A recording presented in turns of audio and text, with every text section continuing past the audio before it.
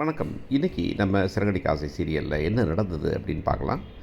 ஆம், இப்ப பார்வதி வீட்டுக்கு வந்துடுறாங்க. பார்வதி வீட்டில் வந்துட்டு இந்த யோகா கிளாஸ் ஆரம்பிக்க போகிறோம். ஆரம்பிக்க போகிற நேரத்தில் அந்த மனுஷன் இருக்காரு, பார்வதியை லவ் பண்ணுறவர். அவர் வராரு.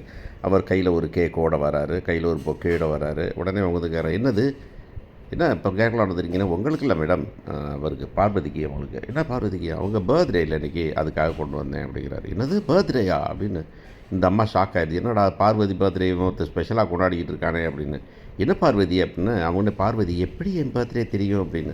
என்னம்மா நேத்தனமாக கொடுத்த பொக்கையை தூக்கி குப்பையில் போட்டேன், அப்புறமா திரும்பிட்டு வந்து காதலோடு பார்க்குறேன் அப்படின்னாக்க, அது நேற்றுக்கு அது நாரபாயி, இது வேற பாயி அப்படிங்கிற மாதிரி. இது ரொம்ப ரசித்து வாங்கிக்கிறாங்க. அப்போ வந்துக்கிட்டு கரெக்டாக மீனா வராங்க. மீனா வந்துட்டு ஏய் நீ இங்கே வந்த அப்படின்னா, இங்கே வந்து பொக்கே வந்தேன். என்ன பொக்கேயா, இங்கே யாரும் நாங்களாம் ஒன்று ஆர்டர் பண்ணல அப்படின்னா. உடனே அந்த மனுஷன் சொல்கிறாரு, நான் தான் ஆர்டர் பண்ணேன் இந்த பொக்கே உங்களுக்கு. பர்த்டே இல்லையா, அதுக்காக உங்கள் பொக்கே ஆர்டர் பண்ணேன் அப்படின்றாரு. 2 பொக்கே கொடுத்தா, ஒரு பொக்கே அவங்களுக்கு கொடுத்து ஹேப்பி பர்த்டே அப்படின்னு அவங்க சந்தோஷமாக தேங்க்யூ அப்படின்னு வாங்கிக்கிறாங்க. இந்த பொக்கே இவங்கள்ட்ட கொடுக்குறாரு. அவங்கள்ட்ட என்ன கேட்டுக்கு அவளுக்கு தான். இல்லை மேடம், நீங்கள் வந்துட்டு குரு தட்சணமாக வாங்கிக்கோங்க நீங்கள் அப்படின்னு வாங்கிக்கிறாங்க. வாங்கணும். இது என்னது அப்படின்னு சிந்தாமணி கேட்குறாங்க. சிந்தாமணி கேட்டோன்னு வந்துட்டு, இது வந்துட்டு இது ஃப்ரூட் பொக்கேயா, என்னத்துக்கு, பூனா தூக்கி போட்டுருவோம், இதுனா வந்துட்டு பச்சை சாப்பிட்டுப்போம்ல அதுக்காகத்தான் அப்படிங்கிறாரு. உடனே இந்த அம்மா ஷாக் ஆகி எவ்வளவு அப்படின்னு கேட்குறாங்க.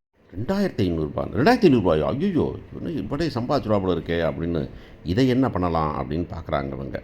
ஸோ இந்த இடத்துல வந்துக்கிட்டு இந்த பார்வதிக்கும் அந்த மனுஷனுக்கு ஒரு காதல் ஒன்று உருவாகிட்டு இருக்கு. அதே நேரத்தில் இந்த பக்கமாக வந்துட்டு நம்ம மீனாவை அடிக்கிறதுக்கு சிந்தாமணி இன்னொரு வழியை பார்க்குறாங்க. அந்த வழிக்கு எப்படி பார்த்தாலும் நம்ம அம்மா வந்துட்டு துணம்புவாங்கல்ல நம்ம விஜயா.